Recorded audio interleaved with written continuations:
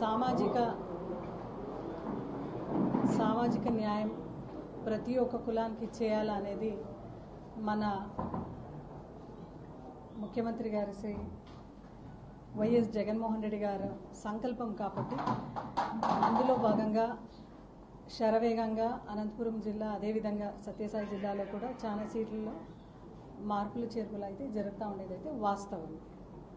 So ఎందుకు ఇది చేసుకుంటున్నామంటే ఒక ముఖ్యమంత్రి గారు ఎప్పుడు చెప్తుంటారు నా బీసీ, నా ఎస్సీ, నా ఎస్టీ, నా మైనారిటీస్, ఈ ఒక సామాజికంగా పరిపూర్ణంగా ప్రతి కులానికి కూడా ఒక రిప్రజెంటేషన్ ఉండాలి. ఎక్కువగా కులాలు ఎక్కడున్నారో అక్కడ సామాజిక న్యాయం కోసం ఈరోజు ఈ మార్పులు అయితే జరుగుతున్నాయి.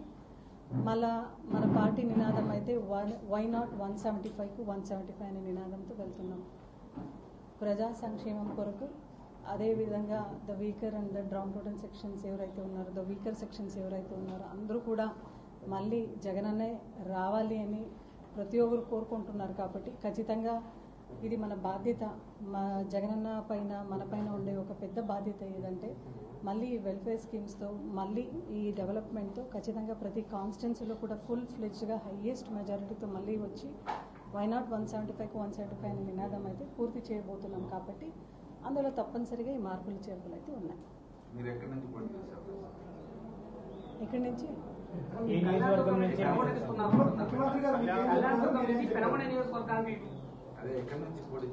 కరెక్టే, మీరు విన్నది వాస్తవమే.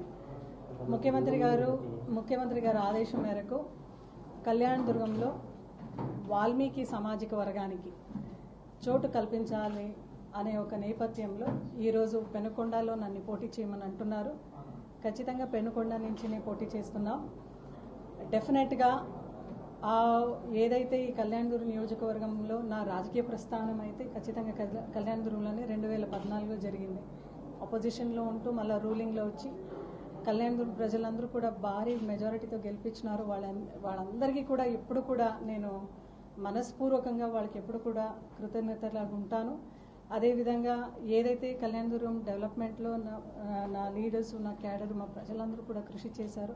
వాళ్ళందరూ కూడా మనస్పూర్వకంగానే ఈ యొక్క మీ మాధ్యమం ముఖాంతరం, మీడియా ముఖాంతరం వాళ్ళందరూ కూడా ధన్యవాదాలు తెలియచేసుకుంటూ, అదేవిధంగా నాకైతే కొత్త రెస్పాన్సిబిలిటీగా ఈరోజు పెనుకొండలో పోటీ చేయమంటున్నారు.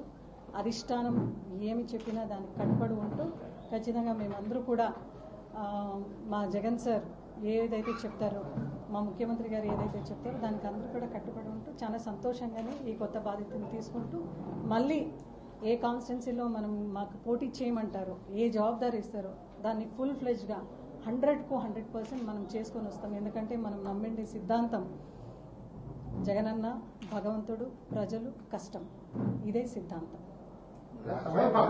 కళ్యాణదుర్గంలో మీకంటూ ఒక స్థానం నిలుపుకున్నారు. ఇప్పుడు పెనుగొండకి వెళ్ళాలని చూసిన పరిస్థితిలో అక్కడ ఉన్న క్యాడర్ మిమ్మల్ని ఎలా రిసీవ్ చేసుకుంటారు?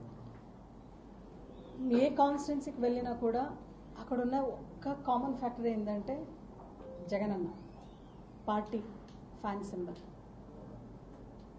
సో ఎక్కడికి వెళ్ళినా కూడా, ఎక్కడికి వెళ్ళినా కూడా ఈ మార్పులు చేర్పుల్లో కూడా ఎవరికి కూడా ఎటువంటి ఇబ్బంది ఉండదు. ఎందుకంటే గ్రౌండ్ లెవెల్లో ప్రతి ఒక్క గడపలో కూడా ప్రతి ఒక్కరు ఎదురు చూస్తూ ఉండేది జగనన్న మళ్ళీ సీఎం కావాలి అని.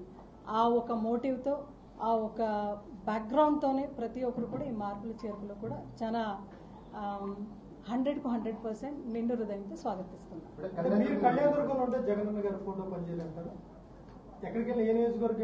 నేను మీకు ఒక మాట చెప్పినాను, బోయా సామాజిక వర్గానికి, వాల్మీకి సామాజిక వర్గానికి చోటు కల్పించాలి అనే ఒక నేపథ్యంలోనే ఈ మార్పు జరిగింది తప్ప వేరే ఏ దాంట్లోనూ కాదు అని మీ అందరూ కూడా మీడియా ద్వారా సవినయంగా కోరుకుంటున్నాను. ఎందుకంటే మీరు ఒకటే గమనించాలి, బీసీలకు రాజ్యం అంటే అది జగనన్నతోనే సాధ్యం.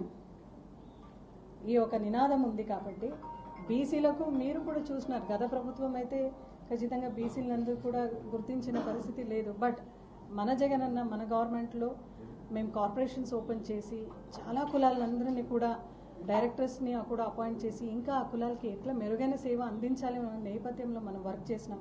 కులగణన కూడా మనము మొన్న కూడా మీరు చూసినారు, సీఎం గారు ఆదేశించినారు. ఇవన్నీ కూడా దృష్టిలో పెట్టుకుంటే ఖచ్చితంగా బీసీలకు రాజ్యం జగనన్నతోనే సాధ్యం.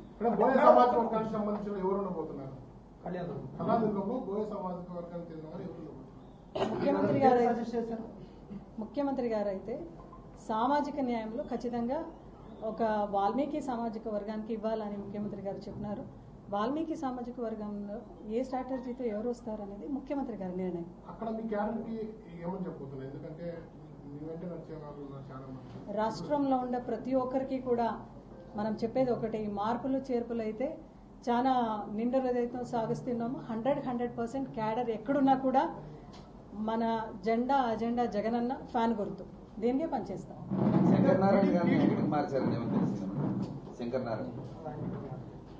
మీరు చూస్తారు ఇంకా 2-3 రోజుల్లో కూడా డెఫినెట్ గా అన్నయ్య.